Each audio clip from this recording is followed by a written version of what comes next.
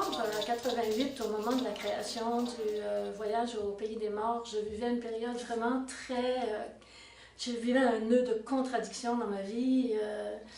Depuis les années 60, en fait, que j'étais véritablement en quête d'identité.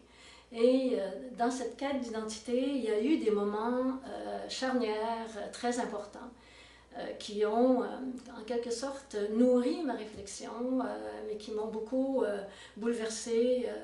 Et quand arrive 88, pour donc la demande d'Ondinoc de présenter Voyage au pays des morts au studio Théâtre Alfred de la Liberté, je suis une femme un petit peu découpée en tout petits morceaux à cause de cette quête identitaire où j'ai pas de réponse. Je n'ai absolument aucune réponse. Et je cherche, je n'ai pas de repère, je n'ai pas de point de repère. Et la rencontre avec Yves Sioui, qui vient me proposer d'utiliser, ou me demander d'utiliser la salle Alfred de la Liberté pour les représentations, est restée dans ma mémoire, mais d'une façon tellement précise. Et là, en y réfléchissant maintenant, je me suis dit qu'il devait être porteur lui-même de ce projet-là, et que ce projet-là était tellement important pour lui,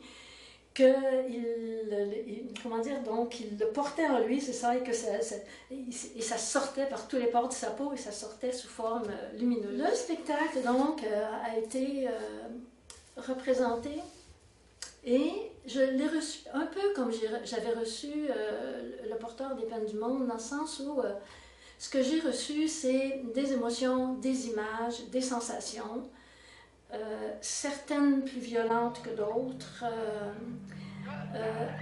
et comment dire, bon, je ne me suis pas arrêtée à ce moment-là, contrairement à ce que je faisais toujours au théâtre, à une analyse, à une critique, à une compréhension intellectuelle de la chose. Je n'y arrivais pas, de toute façon, je n'y serais pas arrivée, parce que à ce moment-là, je n'avais pas, puis je ne suis pas sûre que j'ai maintenant encore, les modes d'analyse, les façons, les clés pour comprendre tout ce qui était dans ce spectacle-là. Et Dieu sait que c'était un spectacle plein de toutes sortes de choses au niveau, oui, des légendes, des mythes, des personnages, les masques qui étaient là, les rappels des quatre coins cardinaux, du feu, de l'eau, etc., des éléments.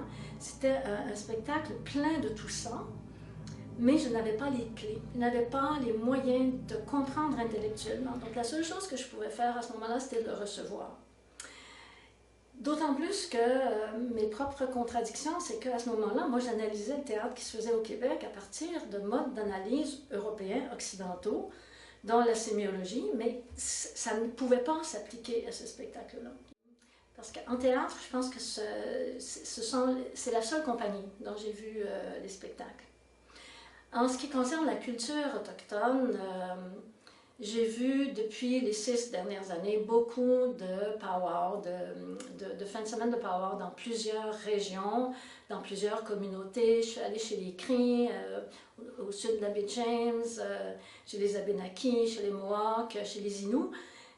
Et là, j'ai réussi à comprendre un peu ce que c'était que les danses, mais là non plus, je ne savais pas où aller pour comprendre plus, comprendre mieux. Alors voilà, ce que je souhaite pour mes amis autochtones, amérindiens, c'est vraiment que de plus en plus de gens de la communauté québécoise, francophone ou anglophone, se déplacent pour aller les voir chez eux, dans leur village, soit à l'occasion des powwows ou autrement. J'y ai toujours été très bien reçue. Les musées sont magnifiques. Où est-ce que j'en suis dans ma vie? Hélène Beauchamp, aujourd'hui, 2018, je pense que je peux dire de moi que je suis une femme en mouvement, qui n'arrête jamais. J'ai un projet d'écriture intime. J'ai toujours écrit sur le travail artistique des autres. Et là, maintenant, et dans l'hiver qui arrive, c'est mon projet, un projet d'écriture intime que je vais aller faire au plus près possible de la forêt.